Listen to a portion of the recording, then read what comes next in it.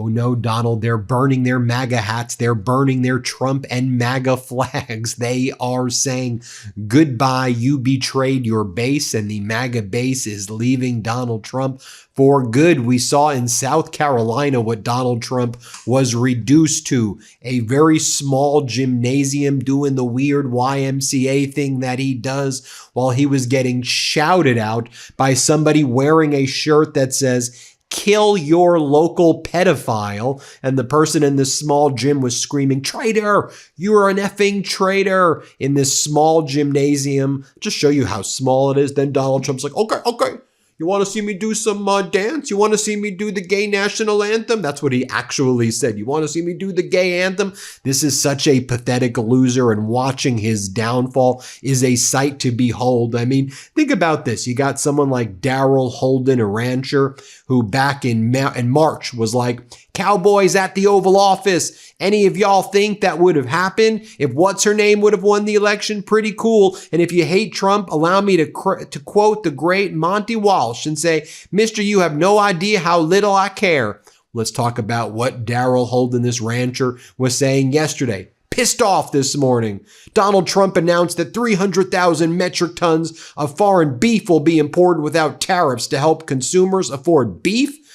Talk about a kick in the teeth for American ranchers. Record cattle prices have been offset by drought, fires, floods, $5 a gallon diesel, and skyrocketing feed prices, just to name a few. Margins are still thin for producers. Trump says his influx of beef will be sold at 25% discount under market prices. So let's pretend hamburger costs $10 a pound. That means a family who buys 5 pounds saves $12.50 buying a foreign burger. To put that in perspective, that's one Starbucks coffee. All the while, it's caused the beef market to plummet for ranchers. Will consumers suddenly see a dramatic drop in beef prices at the store? Nope. This is a Band-Aid on a compound fracture. We're hearing the Nebraska Farm Bureau make similar statements. The Missouri cattlemen putting out similar statements, and they previously, I think, endorsed Donald Trump numerous times. You have lots of ranchers saying, what the hell did you just do? Right? Donald Trump is now saying that he's made a super secret deal with other countries. He's not going to tell you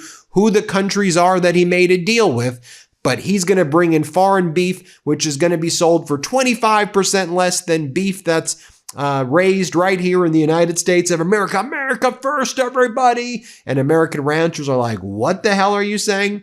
You know, you got this MAGA Republican senator from Montana, Tim Sheehy, who's like, I've advised Donald Trump against this course of action for a year because American ranchers have been struggling against the packer monopoly for decades, and this will further harm them, most of whom are MAGA Republicans. The president's heart is in the right place on wanting to lower prices for the American people, and beef prices have been impacted by the Mexican screwworm, but the reality is this action will make it more difficult for American ranchers to rebuild our herd and bring prices down for the American people.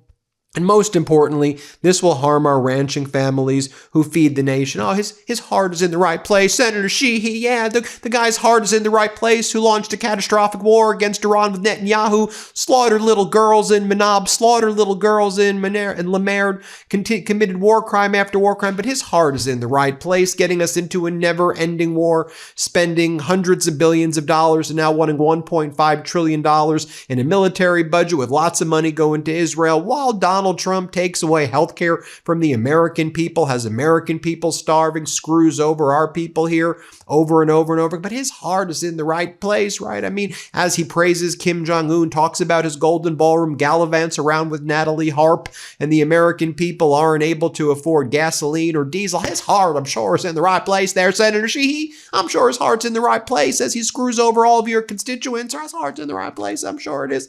Let's take a look at what Thomas Massie, former MAGA Republican, America First Republican as he calls himself right now, this is what he posted. What a slap in the face to the American cattlemen and consumers. Worse than socialism. Dumping foreign beef in U.S. markets can temporarily lower prices, but it won't incentivize American farmers to raise more beef. Bring back country of origin labels and pass my Prime Act. It's like communism that benefits other countries. It's communism for foreign countries, right? Trump's like, I'm going to do price controls here in the United States 25% cheaper than what the market actually is. But I'm going to only do it with foreign beef, and I'm going to screw over the American ranchers right now. You have Marjorie Taylor Greene saying, Trump sold out to foreign countries and special interests team our America last. They won't get their lobbying jobs and future rich deals if they pass the Prime Act. They refuse to help the very people who stood hours in line at Trump rallies. They hate him. Then in response to this one like MAGA stooge guy who's still around, and he makes these social media posts, and he posted a video of that Trump event in South Carolina with Darlene Graham, Lindsey Graham's sister. And this guy's like, this is the first Trump rally of my life. Anyone saying that MAGA is dead has clearly not been to the Trump rally. It's like, dude, we see this little gym. It's like a bunch. So Marjorie Taylor Greene says, he's excited to attend the MAGA AARP rally. You should have seen rallies when people like me supported him, but no more. Not when he's murdering foreign school kids and forcing us to eat government subsidized foreign imported mystery meat. What are they paying influencers these days? This is wild. Also, Marjorie Taylor Greene called out Donald Trump because she says that Donald Trump, as he gets more and more desperate, will likely use nuclear weapons against Iran or against others because Donald Trump doesn't even see the potential for a planet without him. And she says, I know his pathology better than anyone. He's going to use a nuclear weapon. And she warned everybody. Remember, I did a video about that? And then Donald Trump's like, Marjorie Quitter Greene has no idea what she's talking about. The former congresswoman disgracefully quit on her constituents. And then she responds, the president did not deny that they are actually talking about lowering the threshold to use nuclear weapons. He just calls me silly names, which I don't care about and doesn't hurt me at all. It actually helps me because he's become so unpopular. He called it fake news, just like he calls everything that he doesn't like and doesn't want to talk about, just like he called the Epstein files a hoax, which is all true and definitely not a hoax. Why didn't the president promise the American people he would not use nuclear weapons on a country that does not have nuclear weapons? Why wouldn't the president who promised America no more foreign wars and that he would be the peace president promise that he will not drop a nuclear murdering hundreds of thousands of innocent people, a nuclear bomb murdering hundreds of thousands of innocent people instantly? And it's true, I don't have insight into what the president is thinking because no one can comprehend what he is thinking anymore. But I do talk to people. That was her post right there. What else are we hearing from those? This was a Trump supporter as well. If you voted for Trump, then you all voted for this. I voted for Trump, but Trump's memorandum of understanding with the Islamic Republic of Iran read like a surrender. I mean, yeah, but Trump couldn't even keep the MOU for even a short period of time. How about this? Massive Trump merchandise store goes out of business because nobody is buying anything. We're not busy anymore, one employee said. And the employee goes on to say, he admitted that Trump's popularity was dwindling and noted that a lot of people are struggling with their finances in the face of Trump's tariffs and high gas prices resulting from his war in Iran. People really are saying, I don't know if I'm going to do a full load of groceries or I'm going to put my electric bill on a credit card this month, he said. You have the Democratic candidate for the Senate seat in Michigan, Al-Sayed. He's saying, look, the MAGA Republicans in Michigan, they're the ones who want this trade war against Canada, which is going to cripple business in Michigan, obviously, given its proximity to Canada. And this is going to cause more pain in Michigan. You have Susan Collins in Maine, obviously, with its proximity to Canada. She's like, I think that this is a very bad decision. This is going to hurt our people. Yeah, well, you're deeply concerned. Are you deeply distressed, Susan Collins, that Donald Trump, for no reason other than his being a freaking predator, launched a trade war against Canada, and Canada responded strongly and powerfully like we all knew they would respond? They went elbows up, gloves off, over the board, and they're ready to fight. They're ready for a full-fledged trade war right now. They're in a war. They're like, let's do this, which is only going to cripple the people in Maine, cripple the people in Michigan, and frankly, throughout the United States as well. We import most of our energy from Canada. And when Donald Trump started a catastrophic and unlawful war with Iran, and now electricity prices are up, gas prices are up, I don't know, perhaps maybe starting a catastrophic war with Canada, not a smart decision. I mean, maybe starting a trade war with Canada may be the dumbest thing imaginable. Let me share with you some of this video right here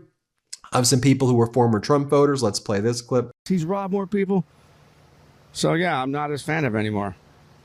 I thought he was for real, but no, I see the people he puts in office and they're all his buddies. We can't have the 1%ers running everything. You know, the money they have, the power, they just own everything, own all the homes, all the businesses. What's that leave us? Guess he tried, and now we're in this war, so it's not happening. So I'm a little disappointed with that. People are struggling to stay in their homes, put groceries on the table. They cut more programs that you need, or the money that should be allocated for American people, I believe, have been going elsewhere. I'm going to play this clip as well next. Let's play this clip right here. King voted for Trump in 2016, again in 2024, but he's voting for Democrats in 2026 because he believes the country needs to send Trump a midterm message.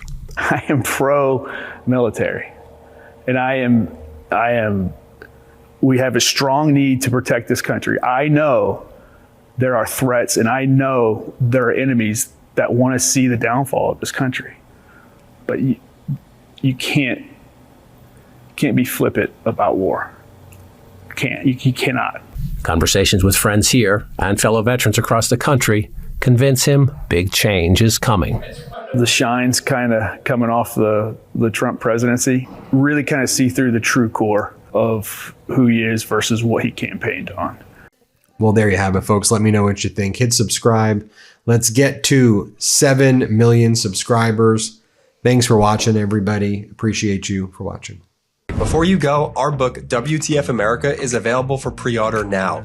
It's the story of how we got here and how we fight our way back. To pre-order, scan the QR code or click the link in the description. Let's do this.